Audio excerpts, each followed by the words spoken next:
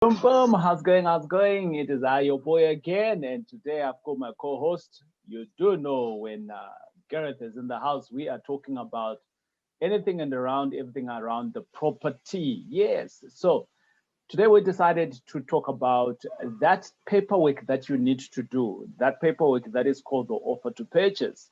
And a lot of us are scared to actually just sign on the dotted line because we don't know it's 55 pages and we get scared. Now, Gareth, good morning and how are you? Hi, excellent, and you? Very well, thanks, man. Gareth, there is this paperwork that is called an offer to purchase. What is it? A lot of us, we get scared when we are going to see a house and then someone else brings in this document and they ask us to sign it on the fly. And many a times they want to already tell us on the document and then just say, sign here, sign here. And I think let's dive in a little bit. And on top of that, Gareth, we've also seen houses where someone has got an affidavit. They went to the police station and they said, I bought this house here.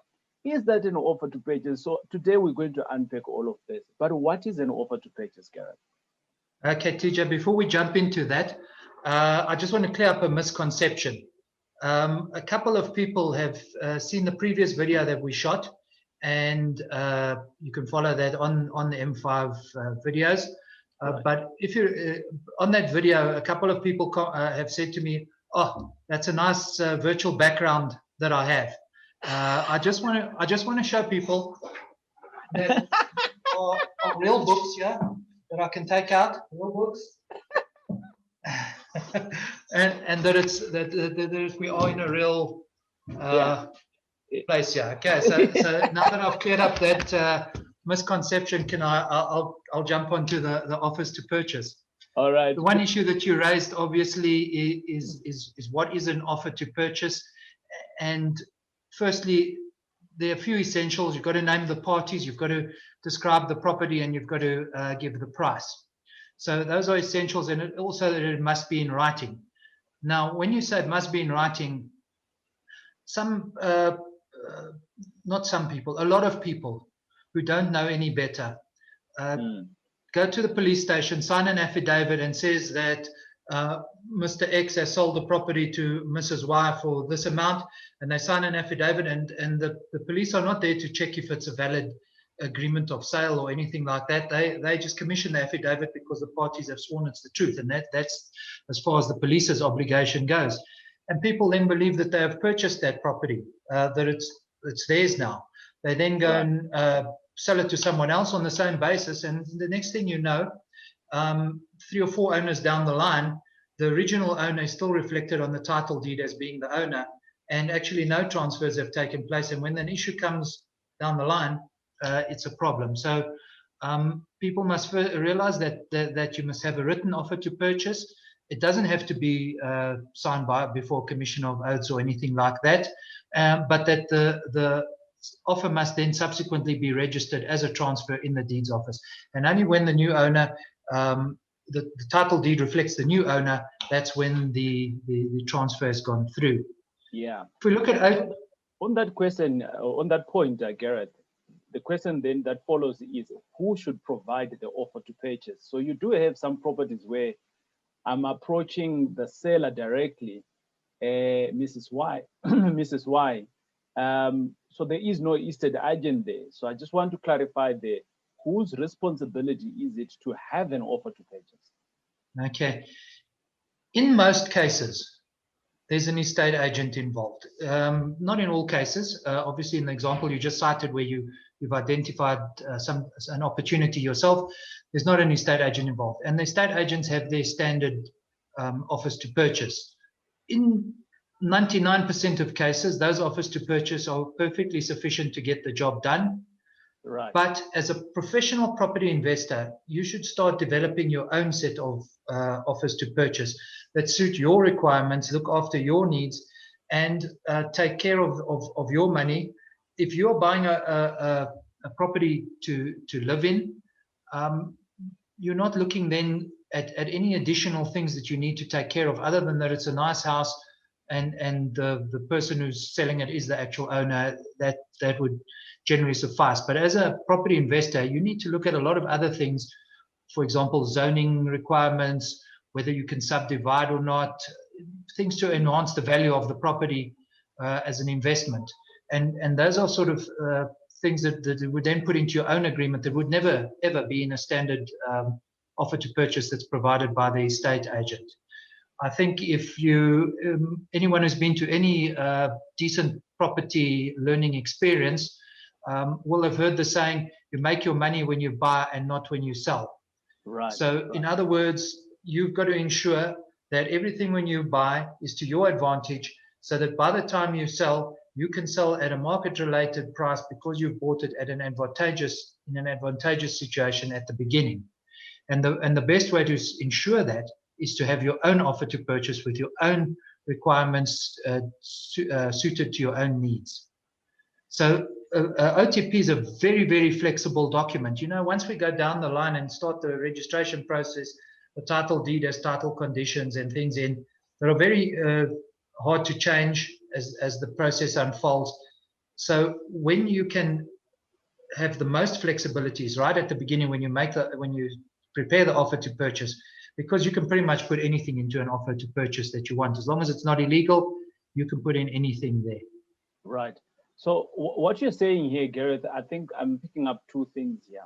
If you're serious about your journey of being a property investor, it's a requirement. I have my own offer to purchase, right? That we spent money with an attorney. We went to see, we consulted, and an offer to purchase was drafted. And over the years, we do an annual review. Recently, Gareth, you've been reviewing some of our documentations on an annual review. We do that. So if you're serious about it, because laws changes and things like that. But to start off with, as a template, you need to have your own template that you need to have. And within that template, I think a lot of us, we want to go to CNA, buy for something for 10 Rand, or we want to ask our bra John. And I always say to people, your circumstances are different from bra John. So what you need to have is your own conversation with your own attorney. Gareth is one of those people that you can reach out to, or any other one, for as long as they are reputable in the property space. Then out of that, you will now have your template. So if an estate agent, now let's come back, Gareth, to a situation where there's an estate agent now, and the estate agent brings out their contract, which has been drafted by them, but you now have your own, which is obviously in favor of you here. Is that allowed? How do you navigate that? And from a law perspective, whose contract should go in here? You are the buyer. Okay.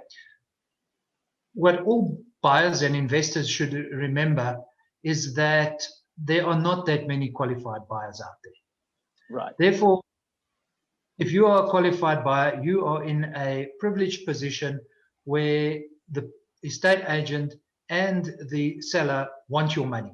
I call it I'm in power, girl. That's what I call it. Yeah, that's it. It's a great position to be in, and because you're in that position, there are very, very, very few agents or sellers who will simply refuse to accept your offer to purchase. Right. So if the agent is nevertheless stubborn and refusing to accept it, you must remember that in terms of an agent's mandate and the requirements of the Property Practitioners Act and previously the Estate Agency Affairs Act, the agent is obliged to present every offer that they receive to the seller. So if you prepare the offer on your own template, in your own way, with your own requirements, whatever those requirements are, the estate agent must present that offer to the seller, and it's up to the seller then to accept or reject it. And once the seller has got an offer in hand, whether it be on an estate agent's template or on the purchaser's template, I cannot see that they would have an issue with it. I haven't encountered that. I've encountered some stubborn estate agents, but I've never encountered a seller that's willing to reject an offer simply because it's not an estate agent's OTP. 100%. So now, as a professional investor, Gareth, whether you're doing it as side hustle, you're still employed and you're just starting off, things like that. You can write an offer to purchase, you can complete it and things like that. But sometimes there's one or two things that can get you into trouble. Or sometimes, what is it? Some of those things that we need to be cautious upon. One or two clauses that I normally see that are hidden there, and I cancel them out, or I write them because I've been hanging out with you for a while. I now know what to say. But what are some of those? What kind of tips can you throw out to us here in terms of to get you out of trouble or to get into your favor? Okay. Firstly, as I mentioned a bit earlier, there are some standard clauses. If you look at the parties, the property, and the price. But even within those, there are variations. So when you start with the parties, obviously you know who you are as the buyer. But do you really? Are you buying in a company? Are you buying in a trust? Are you buying in your own name? See our previous video as to why not to buy in your own name. But if you're buying in a company or trust, remember that you can buy for a company to be formed. So you don't even have to have that company registered at the time you make the offer. You can go and register it afterwards. Then you just need to ensure that in the contract you have sufficient time. So usually it's about 30 days in which to register the company, and that's quite easily achievable with the current registration times at CRPC. However, with a trust, you can't do that. You're not allowed to buy in the name of a trust to be formed. The trust must already be formed at the time you make the offer. So that's something to look out for when making an offer is from your side as to what who you are as the buyer. As the seller, pull a Lightstone report or a wind deed report and make 100% sure, maybe get a copy of the title deed, make 100% sure that the seller is the seller. Not some scamster or sometimes not even a scam, sometimes just ignorant. The people think they own the property, but actually it's in the name of their spouse or their trust or whatever, and they're actually not entitled to sell the property. So make sure then from the seller's perspective. I've seen that a lot, actually, Gareth. So then you've got the parties, the property. Again, you've pulled your Lightstone or wind deed report. Have a look. Look at the description on the title deed if you've managed to get a copy. Make sure that the property description is correct, because also sometimes the number that's written on the post box outside in the street is from some other person's post box or something that the owner of the house liked and merely put it in front of his house. Sometimes there's even some other discrepancies where it's a panhandle or a subdivision or something. People are not 100% sure of the property description. Make sure that it matches your reports. And then with the price, that seems obvious, but it's not that obvious, because does the price include or exclude VAT? Is VAT even applicable? Is the estate agent's commission included or excluded? That's important from a transfer duty calculation perspective. Yeah. So, and then and the price, is there a deposit payable? Is there if it's an installment sale agreement, it's a completely different document. You can't use a OTP, but there might be more than one deposit payable. Some part might be financed, some part might be cash or whatever. Just make sure that all of those amounts are the correct amounts, add up to the total, and that the timelines for the delivery of those things, especially if you're the buyer, just make sure you give yourself enough time to secure a bond or to free up your investments or wherever you're getting the money from, to ensure that everything is okay there. So those are like the three essentials: the parties, the property, and the price. But you can see that even within those, there's things to keep an eye out for, and also some wiggle room as to change some details. Well understood. As we draw close to an end here, Gareth, I think what I'm picking up here is that as a property investor, you need to have tools, right? And Gareth, you have mentioned a couple of tools actually here. One of them that you mentioned is your own template of your offer to purchase that speaks to you, so that you don't have to be talking to many estate agents with their own versions of the truth. So you've got your own truth that guides you. The second one here, the second tool that you also speak of about is where you can actually go and draw reports to validate this property is owned by X, right? By Mrs. X. And there's many platforms where you can actually draw these reports from TPN to Winded to Lightstone. We'll put the links below if you've never done it. Some of them you can literally just pay a once-off fee. So you want a report, it's 5-10 rand, you check the price. For some of them you can subscribe, right? So which means that you pay a monthly fee and you have X amount, you got a bundle, right?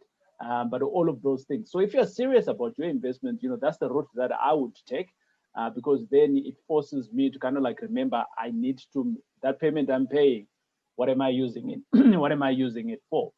And then the third thing that you speak of, Gareth, here in terms from a tools perspective, I don't want to say it's a tool here, but I also think it's a tool. And we don't speak about this one. It's almost kind of like we think of it as a norm.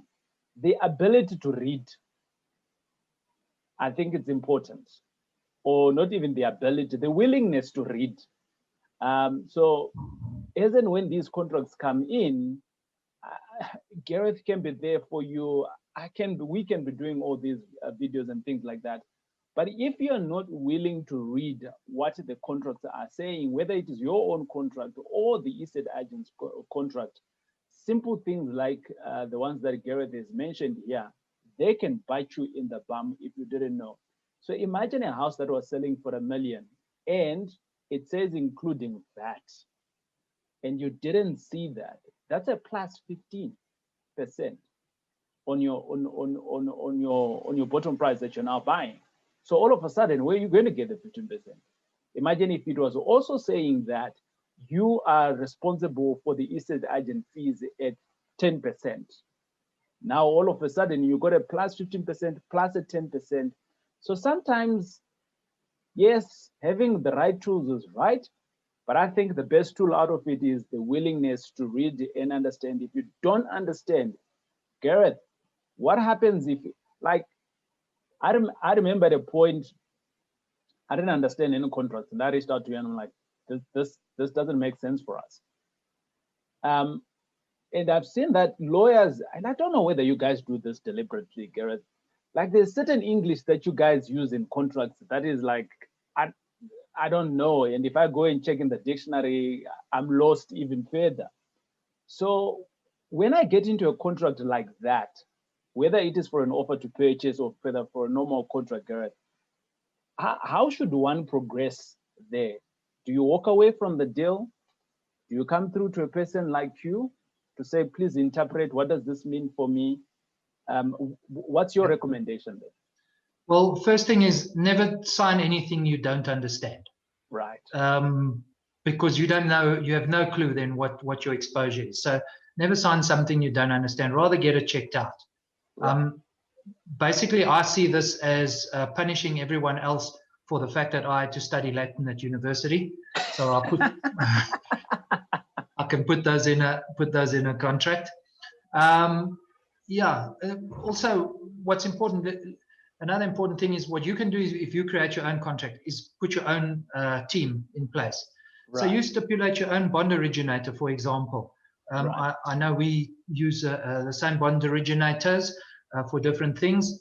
Yeah. And those are people that are reliable, and I'm happy to recommend those someone if someone contacts me. But what you know then is that, for example, if you're selling and the buyer has buyer's remorse and doesn't really pursue their finance application and then wants to use that as an excuse to get out the agreement, you know that your bond originator is going to drive the process. You know that if you appoint your own conveyancer, your conveyancer is going to drive the process, and you can appoint your own conveyancer to do both the bond and the transfer if they are on the required panels at a sufficient level. Otherwise, but what you do when you build your team like that into your own contract is that you can ensure also that that if that conveyancer is going to get that transfer, is almost certainly going to have a quick look at any contract that you submit, just to ensure that everything is above board and that you can go ahead. And if you have any questions, I mean, if there's issues like building plans, zoning, one that's come up recently quite a lot is specialist inspections. I know also that we know of people in that area who conduct specialist inspections before you go in. That's in addition to your electrical compliance and electric fence compliance and gas compliance that you need. So you need all of those things in place. But one that's come up quite a lot recently is body corporate financials. You don't want to buy into a complex that is about to be declared insolvent or sequestrated or whatever the consequences are. You need to check that, because that is actually something that's outside of what the normal thing is. Normally you would look to see, okay, is the seller okay to sell this property? But you actually need to ensure things like zoning, like body corporate financials, and that are also above board. And then lastly, you can put in a due diligence to conduct your own investigations to see if the property can be subdivided or things like that, which could be very important to your investment. Because if you invest with the intention of subdividing and subsequently find out that it can't be subdivided, then your whole business model might be thrown out the window and you might actually make a loss on that investment. In a nutshell, Gareth, what you're saying is an offer to purchase is a document that two parties can actually discuss and negotiate upon. That's number one. Number two, there are some non-negotiables. There are things that are supposed to be in there. You call them essentials. And then number three, there is certain things that you need to be cautious of based on what you are going to do with the property. So if you're seeing that you want to drive the property into this angle here, then you need to be making sure that out of that, it favors you and those things are in place or they are allowed for you to be doing it. And that's what an offer to purchase is all about, if we had to put it in a nutshell. Correct. Awesome stuff, ladies and gentlemen, and we're going to park it here, but don't forget to watch the other videos that we have done.